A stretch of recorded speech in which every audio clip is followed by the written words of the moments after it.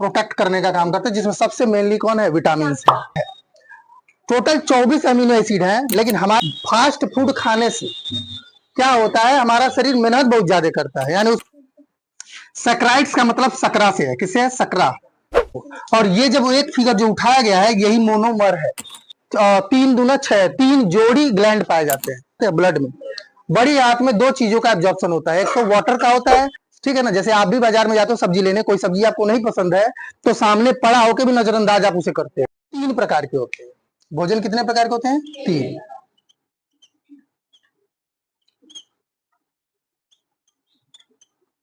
भोजन बोले तो फूड। एक होता है बॉडी बिल्डिंग फूड, बॉडी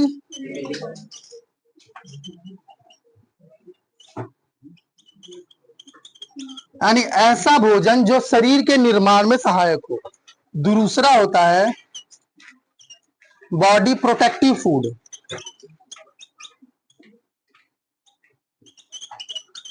ठीक है, जो बॉडी का प्रोटेक्ट करे, ठीक है। अब तीसरा होता है, पहले समझने की कोशिश करिए, बॉडी एनर्जी गिविंग फूड।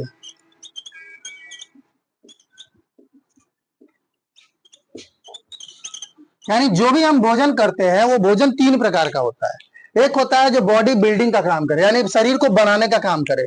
आप सबको पता है शरीर को बनाने का काम कौन करता है, प्रोटीन करता है। कौन करता है, प्रोटीन। आप कितना भी भोजन कर रहे हो, शरीर को अगर निर्माण कोई करेगा तो कौन करेगा, प्रोटीन करेगा।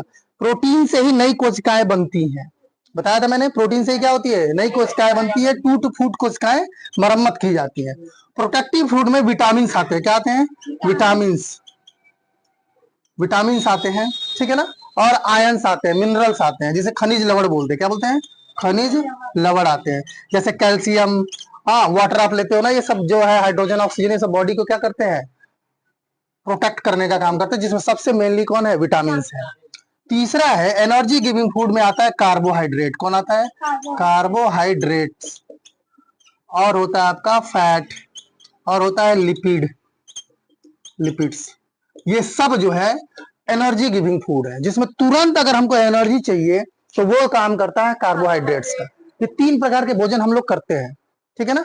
एक होता है जो हमारी ये तो पॉइंट क्लियर हो रहा है, बॉडी बिल्डिंग फूड, ऐसे भोजन हम कर रहे हैं जो हमारे शरीर का क्या करते हैं, निर्माण करते हैं, मतलब उसमें वृद्धि करते हैं, ग्रोथ वृद्धि करते हैं। कभी भी याद रखिएगा, वृद्धि और विकास में अंतर होता है।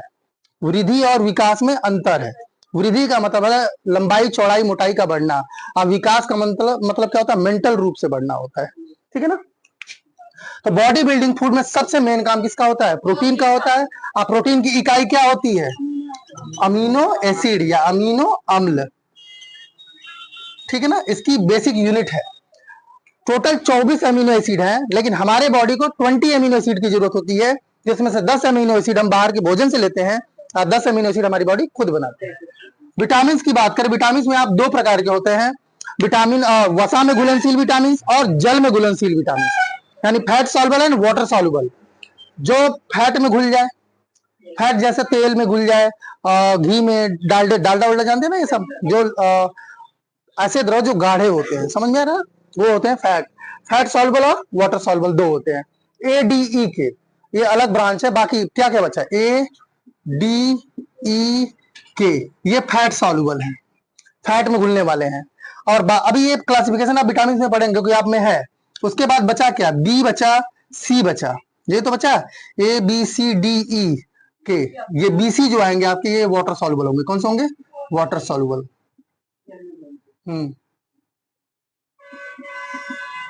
और ये होंगे फैट सॉल्युबल। ये क्या होंगे, फैट सॉल्युबल। तो विटामिन जो होता है हमको, हमारे शरीर को बीमारियों से लड़ने की क्षमता प्रदान करता है, यानी हमारी बॉडी को प्रोटेक्ट करता है, किससे, बाहरी चीजों से, ठीक है ना। वो कौन करता है, प्रोटेक्टिव फूड, जिसमें विटामिन। इसी लोग कहते हैं लोग कि फल खाया करो। क्या खाया करो, फल।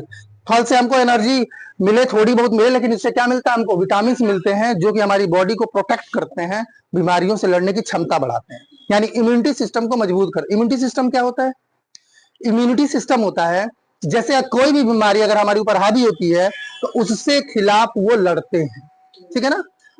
फैगोसाइटोसिस एंड डाइपेडियासिस 2 वर्ड आएंगे जब ब्लड सर्कुलेटरी सिस्टम हम पढ़ेंगे तब। ठीक है ना, आरबीसी डब्ल्यूबीसी के साथ। तो ये होता है protective food, body protective food. अगला हो गया बॉडी एनर्जी गिविंग फूड, ये बॉडी छोड़ दो, एनर्जी गिविंग फूड, यानी ऐसे भोजन, एक होगा प्रोटेक्टिव फूड, एक होगा बॉडी बिल्डिंग फूड, ठीक है ना। एनर्जी गिविंग फूड जो हमारी बॉडी को एनर्जी देंगे, एनर्जी का मतलब क्या देंगे, एटीपी देंगे, क्या देंगे, एटीपी। ये जो है टूट के मोनोसेक्राइड्स में टूटता है, किसमें टूटता है, अब इसी चीज को हमें समझना है आज। मोनोसेक्राइड्स में टूट के ये हमारे ब्लड में एब्जॉर्ब होते हैं, ब्लड में एब्जॉर्ब होने के बाद ये कहां जाते हैं, कोशिका में। कोशिका में इनका माइट्रोकांड्रिया क्या कर देता है, ऑक्सीकरण करता है ऑक्सीजन के साथ, और उसको तोड़ के किसमें बदल देता है, कार्बन डाइऑक्साइड में, प्लस क्या बना देता है वो, एटीपी, ठीक है ना। तो ये भोजन है हमारे शरीर में, हमारे भोजन शरीर में मतलब जो भी भोजन हम लोग करते हैं वो 3 प्रकार के होते हैं, body building food, body protective food, energy giving food. जब हम जिम ज्वाइन करते हैं तो कहते हैं अंडा खाओ, प्रोटीन खाओ, क्यों कहते हैं, देखिए बॉडी बिल्डिंग फूड में है वो, इसीलिए वो कहते हैं कि ज्यादा से ज्यादा प्रोटीन खाने की कोशिश करो। जाना है बाहर, ड्रम की आवाज आ रही थी, हमारी आवाज नहीं आ रही। मतलब ऐसे जो शरीर के निर्माण में हमारा हेल्प करे, शरीर के निर्माण में, वो होगा बॉडी बिल्डिंग फूड। दूसरा है, ये हिंदी ही है, आप ठीक से देखो तो, शरीर के निर्माण वाले भोजन, शरीर को सुरक्षा प्रदान करने वाले भोजन, शरीर को ऊर्जा देने वाले भोजन, ठीक है ना। मतलब ऐसा भोजन जो ऊर्जा, आप समझ गए ना, भोजन हमारे शरीर में 3 ही प्रकार का खाते हैं हम लोग, ठीक है। अब आप कुछ भी खा ले, चाहे आप बर्गर खाओ, चाहे समोसा खाओ, कुछ भी खाओ। मैंने एक चीज और बताया था, फास्ट फूड खाने से क्या होता है, हमारा शरीर मेहनत बहुत ज्यादा करता है, यानी उसके ऊपर केमिकल ज्यादा डालता है, रिजल्ट बहुत कम ले पाता है, ठीक है ना। इसीलिए हमारे शरीर मोटाई चौड़ाई फूल जाती है, क्यों फूल जाती है, क्योंकि काम आप कम किए, मतलब रिजल्ट कम लिया, काम ज्यादा किया आपने। आपके शरीर में थायराइड ग्लैंड है, थायराइड ग्लैंड जो है उसको पर डे 0.01 ग्राम क्या चाहिए, आयोडीन चाहिए, ठीक है ना। अगर हम उसको ना दें तो वो अपना एरिया बढ़ाने लगता है, क्यों, क्योंकि उसे बनाना कितना 0.01 ग्राम पर डे चाहिए। अगर आपको एक दिन में 100 रुपए, 8 घंटे काम कर रहे हैं और 100 रुपए आप कमा रहे हैं, कितने रुपए कमा रहे हैं, 100 रुपए, और आपके घर के खर्च जो है लगभग 120 रुपए है, कितने रुपए है, तो आपको नहीं लग रहा है 20 रुपए हम कम कमा रहे हैं। तो हम काम अपनी और बढ़ाएंगे, हम 10 घंटा काम करना शुरू करेंगे, ताकि हम कितना कमा सके, 120। अगर इसके बावजूद भी अगर 120 नहीं कमा पाए, खर्चा फिर बढ़ गया है, 140 हो गया, तब ये कितना घंटा काम करेगा, 12 घंटा काम करेगा, तो 140 कमाएगा। यानी ऐसे हमारा थायराइड ग्लैंड भी है, थायराइड ग्लैंड को 0.01 ग्राम आयोडीन चाहिए भोजन से, अगर नहीं मिलेगा तो कार्य ज्यादा करेगा, कार्य ज्यादा करेगा, धीरे धीरे उसकी साइज क्या हो जाती है, बढ़ती जाती है, ग्वाटिस हो जाता है। देखा घेघा अब तो कम देखने को मिलता है, पहले उसको खूबसूरती की निशानी मानते थे। आप सोच सकते क्यों बोला गया होगा खूबसूरती की निशानी, हो सकता है किसी राजा महाराजा को हुआ हो। अब वहां के मंत्री लोग चापलूस तो होते ही थे, उन्होंने कहा होगा सिर्फ राजा को हुआ था, ये खूबसूरती की निशानी है, जो बहुत खूबसूरत है उसको होता ही है। समझ में आ रहा है ना। तो इसमें असली चीज क्या था, वो एक थी बीमारी, अब नहीं होती, क्योंकि अब हम जो नमक खाते हैं उसमें आयोडीन की इतनी मात्रा डाल दी जाती है जिसकी वजह से घेघा रोग अब नहीं होता। क्लियर, समझ में आ रहा है। तो बात करते हैं हम थोड़ा सा कार्बोहाइड्रेट्स की, किसकी बात करेंगे, कार्बोहाइड्रेट्स। कार्बोहाइड्रेट्स जो है हम मेनली पढ़ते हैं मेन तरीके से, एक होता है मोनोसेक्राइड्स, हिंदी ही है याद रखिएगा, मोनोसेक्राइड्स, हिंदी अंग्रेजी दोनों है, समझ में आ रहा है, मोनोसेक्राइड्स। दूसरा है डाइसेक्राइड्स, और तीसरा है ओलिगोसेक्राइड्स, कुछ लोग में ट्राई भी लिख देते हैं, ओलिगोसेक्राइड्स, और लास्ट है पॉलीसेक्राइड्स। क्या है, पॉलीसेक्राइड्स, समझिएगा। सेक्राइड्स का मतलब सकरा से है, किससे है, सकरा, सकरा मतलब होता है मीठापन, यानी चीनी, सकराइड इसी को बोला गया है, ठीक है ना। सकरा, तो आप ध्यान से सुने होंगे कि मुंबई से आने वाले लोग जनरली शक्कर बोलते हैं, शक्कर दे दो, शक्कर वो सकरा बोर्ड से, ठीक है ना। तो ये सकरा है। अच्छा, चीनी कितने प्रकार के होते हैं, चलो ठीक है, आपको नहीं पता, चीनी 2 प्रकार के होते हैं, एक होता है केन शुगर यानी गन्ने का चीनी, और एक होता है बीट शुगर, चुकंदर, चुकंदर का चीनी, 2 होते हैं, ठीक है ना। वो हल्का सा लाल कलर का होता है, महंगा भी होता है वो, ठीक है। तो चीनी भी 2 प्रकार के होते हैं, ठीक है। यहाँ ध्यान दीजिए, monosaccharides, disaccharides, oligosaccharides and polysaccharides. यहाँ मैं क्लियर कर रहा हूँ इसको। मोनोसेक्राइड्स का मतलब जिसमें एक अणु हो, कितने अणु हो, एक अणु हो। डाई का मतलब कितने अणु हो, 2। ओलिगो का मतलब 3 से 10 तक बोलते हैं, 3 से 7 होता है, ठीक है ना। और पॉली में इनफाइनाइट। ठीक है ना, ये समझ में आ रहा है। मोनोसेक्राइड्स में सिर्फ एक अणु होता है। अब क्या होता है कि पॉलीमर हमको यहाँ थोड़ा सा जानना पड़ेगा। पॉलीमर जैसे हम लोग प्लास्टिक यूज करते हैं ना, प्लास्टिक का फार्मूला होता है CH2 single bond, CH2 bond free होलियन। ये पॉलीथीन का फार्मूला है। आप जब केमिस्ट्री पढ़ चुके हैं कि अभी नॉमेनक्लेचर की नहीं पढ़ चुके हैं ना, मेथ एथ है ना, एथ। ठीक है, ठीक। असल बात ये पहले होता है डबल बॉन्ड। डबल बॉन्ड को क्या बोलते हैं? इन। आयन नंबर का मतलब पॉलीथीन, देखो है ना, यही है पॉलीथीन। वो बॉन्ड तोड़ के बॉन्ड फ्री किया है ताकि इसे और सारे जुड़ सके। समझ में आ रहा है? ये है पॉलीथीन का फार्मूला। तो पॉलीथीन क्या होता है, पॉली नंबर्स क्या होता है, ध्यान समझिएगा। ये है, ऐसे लिखेंगे CH2 CH2 CH2 CH2 CH2 CH2। समझ में आ रहा है कुछ? मुझे नहीं पता कितने हैं इसमें, क्लियर समझ में आ रहा है? क्योंकि ये क्या है, पॉलीसेक्राइड्स है, कैसा, सॉरी पॉलीमर है, पॉली नंबर है इसमें। कितने नंबर है? पॉली मतलब बहुत सारे, इनफाइनाइट है। समझ में आ रहा है? इसमें जुड़ता ही जुड़ता चला जाए। लेकिन अगर आप ठीक से देखिए, इसी चीज को ये बार बार रिपीट कर रहा है ना, समझिएगा। तो ये एक इसका हो गया मोनोमर, क्या बोलते हैं उसको, एकलक या मोनोमर। अब इसी चीज को जानना है, मोनोमर क्या होता है। जैसे अगर हम दीवार को, मतलब अगर कवर लगा, कवर हटा के देखें, एक ही ईंट बार बार रिपीट कर रही है, समझ में आ रहा है? वैसे ये जो है एक ही बार बार क्या करती है, रिपीट करती है। इसका जनरल फार्मूला तो हम लिख ही नहीं सकते, इसीलिए हम इसको डायरेक्ट लिखते हैं, ये क्या लिखते हैं, इसको। और ये जब एक फिगर जो उठाया गया है, यही मोनोमर है। यानी अगर हम इसको तोड़ेंगे तो इसी में टूटेगा, ये अलग अलग इसी में टूटेगा। ये कुछ समझ में आ रहा है? अब आते हैं हम इसमें मोनोसेक्राइड्स में। ये पॉलीथीन का फार्मूला है, अभी बहुत सारे हैं, बैकेलाइट है, सबका फार्मूला है। ठीक है ना, यहाँ तक पॉलिस्टर, पॉलीएस्टर, पॉलिस्टर बोलते हैं ना, पॉलिस्टर का कपड़ा होता है, नायलॉन का कपड़ा होता है, ये सब पॉलीमर है। ठीक है ना। तो हमारे सामने यहाँ कार्बोहाइड्रेट्स की बात करें तो इसमें बहुत सारे जटिल अणु भी हैं। फिलहाल तो मोनोसेक्राइड्स को देख लेते हैं हम, फिर डाई, ओलिगो और पॉली को। ठीक है ना। मोनोसेक्राइड्स का जल अपघटन नहीं होता। मेन चीज ये है कि एक ईटा को आप तोड़ोगे तो टुकड़ा हो जाएगा, वो ईटा नहीं रह जाएगा वो। यानी जो है ये मोनोसेक्राइड्स एक ईट है, एक सिंगल ईट कौन होता है, मोनोसेक्राइड्स। डाइसेक्राइड्स में कितने ईट होंगे, 2। ट्राई ओलिगो में कितने होंगे, और पॉली में कितने होंगे, बहुत सारे, आनंद, बहुत सारे होंगे। क्लियर समझ में आ रहा है? अब अगर इनको जो है इनके मोनोसेक्राइड्स में पहुंचाना है तो हम इसका करेंगे जल अपघटन। क्या करेंगे, जल अपघटन, हाइड्रोलिसिस, अपघटन। क्या बोलते हैं इसको, हाइड्रोलिसिस। लिसिस मतलब होता है तोड़ना, लिसिस मतलब क्या होता है, तोड़ना। हाइड्रो मतलब वाटर, वाटर से तोड़ना। अपघटन का मतलब भी होता है तोड़ना। ठीक है ना। अब ध्यान समझिएगा, अगर डाइसेक्राइड्स है तो जब उसका जल अपघटन होगा तो कितने मोनोसेक्राइड्स मिलेंगे, 2 मिलेंगे। अगर ओलिगोसेक्राइड्स है, अगर उसका जल अपघटन हम करते तो कितने मिलेंगे। अब मोनोसेक्राइड्स का जल अपघटन होगा, नहीं होगा, क्योंकि वो अकेला ही है, अब उसका जल अपघटन नहीं हो सकता। मोनोसेक्राइड्स का जल अपघटन नहीं होता। डाइसेक्राइड्स का जल अपघटन हो सकता है, कितने में होगा, 2 में। ओलिगोसेक्राइड्स का 3 से 7। अब कितने का बना है वो डिपेंड करता है उससे। अगला है क्या, पॉली। पॉली का जल अपघटन करने के बहुत सारे क्या मिलते हैं, मोनोसेक्राइड्स मिलते हैं। क्लियर हो रहा है? यानी कुल मिला जुला के ये सब अगर हम खाते भी हैं तो लास्ट में हमारे शरीर में क्या बनेगा, क्योंकि हमारी शरीर इसको तोड़ेगी। इसमें अच्छा, भोजन का पाचन कहां से शुरू हो जाता है, भोजन का पाचन कहां से शुरू होता है, मुंह से ही शुरू हो जाता है। जो सलाइवा होता है ना, सलाइवा का नाम कोई बताएगा, सलाइवा बोले तो, लारही सलाइवा हिंदी वर्ड है, उसका नाम क्या है, उसका नाम है टाइलिन। क्या नाम है, टाइलिन एंजाइम माउथ से ही जो है उसका डाइजेशन करना शुरू कर देती है।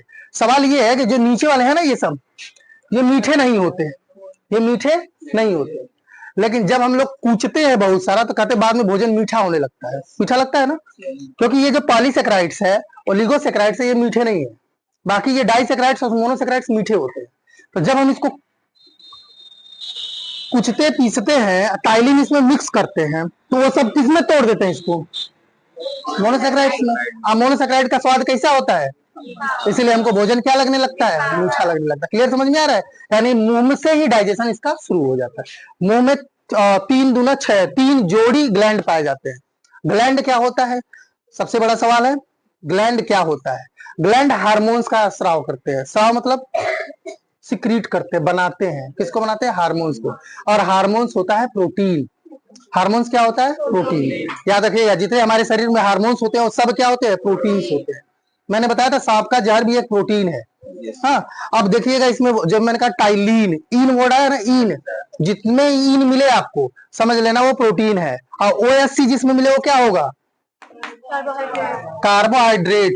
जैसे आप ग्लूकोज बोलते हो ना, जौ या सौ बोलो, glucose, fructose, cellulose, raffinose, lactose, galactose, सब देख रहे हो ना। सबके नाम में क्या मिलेगा आपको? ओएससी। जब भी आपको ओज दिखे तो समझ लेना क्या होता है? वो कार्बोहाइड्रेट है। क्लियर हुआ? अब यहाँ पे कार्बोहाइड्रेट पॉइंट क्लियर हुआ कि नहीं हुआ? मुझे यही जानना था। आपकी किताब में ये वर्ड्स नहीं है, लेकिन है ये इंपॉर्टेंट, यही चलेगा हमेशा। ठीक है, अगर आप दूसरी किताब उठाओगे, अभी ये बालाजी है, अगर आप दूसरी किताब उठाओगे तो उसमें आपको मिलेगा मोनोसेक्राइड, डाइसेक्राइड, ओलिगोसेक्राइड, पॉलीसेक्राइड मिलेगा। क्लियर, समझ में आ रहा है? आप अगर अभी अपने मोबाइल पे सर्च करेंगे गूगल में कि how many types of carbohydrates, तो तुरंत लिख के दे देगा मोनोसेक्राइड, डाइसेक्राइड, ओलिगोसेक्राइड, पॉलीसेक्राइड। इसका थोड़ा सा अब और डेवलप रूप बना दिया गया है। इन दोनों को एक साथ डाल दिया गया है और इन दोनों को एक साथ डाल दिया गया है। ठीक है ना? तो उसमें कंफ्यूजन नहीं है, नाम आपको यही मिलने वाले हैं, monosaccharides, disaccharides, oligosaccharides and polysaccharide. यानी कार्बोहाइड्रेट कितने प्रकार के होते हैं? कौन कौन सा? मोनोसेक्राइड्स का जल बटन होगा? परिभाषा भी यही है। मोनोसेक्राइड्स किसे कहते हैं? वे कार्बोहाइड्रेट्स जिनका जल बटन नहीं होता क्या कहलाते हैं? डाइसेक्राइड्स वे कार्बोहाइड्रेट्स, ये कार्बोहाइड्रेट ही तो है, वे कार्बोहाइड्रेट्स जिसका जल बटन होने से दो मोनोसेक्राइड्स प्राप्त होते हैं, उसे हम लोग क्या बोलते हैं? डाइसेक्राइड। ओलिगो में, ओलिगो का मतलब वे कार्बोहाइड्रेट जिसका जल गठन करने से 3 से 7 मोनोसेक्राइड्स प्राप्त होते हैं। क्लियर हुआ? अब पॉली में बहुत सारे प्राप्त होते हैं। ठीक है ना? यहाँ पे अनंत का मतलब ये है कि हम इसे काउंट नहीं कर सकते, पता नहीं कितने का वो बना है। ठीक है, तो लास्ट में अगर हम देखें तो कार्बोहाइड्रेट को हमने सब को ला के किस में तोड़ दिया? अब सवाल यही है, पाचन। यही क्या है? पाचन। कि इतने बड़े बड़े जटिल अणुओं को तोड़ के किस में ला दिया आप? सरल अणु में ला दिया। किस में ला दिया आप? सरल अणु में। सरल अणु में। ठीक है ना? सबको सरल अणु में, क्योंकि यही जो है हमारे ब्लड में एब्जॉर्ब हो सकता है। और याद रखिएगा एब्जॉर्ब का पोजीशन सिर्फ 2 है, छोटी आंत और बड़ी आंत। वैसे कंप्लीट रूप से एब्जॉर्प्शन जो होता है छोटी आंत में ही कंप्लीट हो जाता है। छोटी आंत, बड़ी आंत 2 होती है ना आंत। छोटी आंत में सारे भोजन का जो भी पचा हुआ चीज है वो सब एब्जॉर्ब हो जाते हैं। किसमें चले जाते हैं? ब्लड में। बड़ी आंत में 2 चीजों का एब्जॉर्प्शन होता है, एक तो वाटर का होता है और दूसरा अगर कोई अल्कोहल पी रहा है तो अल्कोहल का एब्जॉर्प्शन कहाँ होता है? बड़ी आंत में होता है। बड़ी आंत में किसका एब्जॉर्प्शन होता है? वाटर और अल्कोहल का। ठीक है ना? अब बात करेंगे हम प्रोटीन को। ऐसे ही जैसे कार्बोहाइड्रेट आया, इसमें भी 2 टाइप्स हैं प्रोटीन के, एक शाखा और एक अशाखित, एक शाखित है। तो इन सब चीजों में इतनी गहराई से अभी मत जाओ, बस ये जान लो कि प्रोटीन जब हम खाएंगे तो प्रोटीन भी किसमें टूट जाएगा? अमीनो अम्ल में। और जब अमीनो अम्ल टूटेगा तो अमीनो अम्ल हमारे ब्लड द्वारा एब्जॉर्ब होंगे, वो भी वही एब्जॉर्ब होगा जो हमारी बॉडी को जरूरत होगी। अगर हम मुर्गा नहीं खाते हैं तो मुर्गे की मंडी से निकल जाएंगे, हमारी नजर नहीं पड़ेगी। समझ में आ रहा है ना? आपको समझ में आ रहा होगा। हम तो नाक बंद करके लोग निकलते होंगे। ठीक है, लेकिन अगर हम मछली या मुर्गा खाते हैं, भले पेट भरा हो लेकिन नजर जरूर चली जाएगी। समझ में आ रहा है ना? यानी हमारे सामने ये है कि हम प्रोटीन खा लिए, जिस अमीनो एसिड की जरूरत होगी हमको वही हमारा ब्लड एब्जॉर्ब करेगा, नहीं तो बाकी को वो वेस्ट मटेरियल की तरफ बाहर निकाल देगा। समझ में आ रहा है? जो भी हमारी बॉडी को नीड नहीं होगी उसको वेस्ट मटेरियल की तरफ वो क्या कर देगा? बाहर कर देगा, उसको एब्जॉर्ब नहीं करेगा। ठीक है ना? जैसे आप भी बाजार में जाते हो सब्जी लेने, कोई सब्जी आपको नहीं पसंद है तो सामने पड़ा होकर भी नजरअंदाज आप उसे करते हैं, सेम टू सेम वो भी करता है, वेस्ट मटेरियल की तरह उसे यूज करता है। प्रोटीन समझ में आ गया, कार्बोहाइड्रेट समझ में आ गया, और यही सब अभी हमारे सामने होने वाला है पोषण में। ठीक है,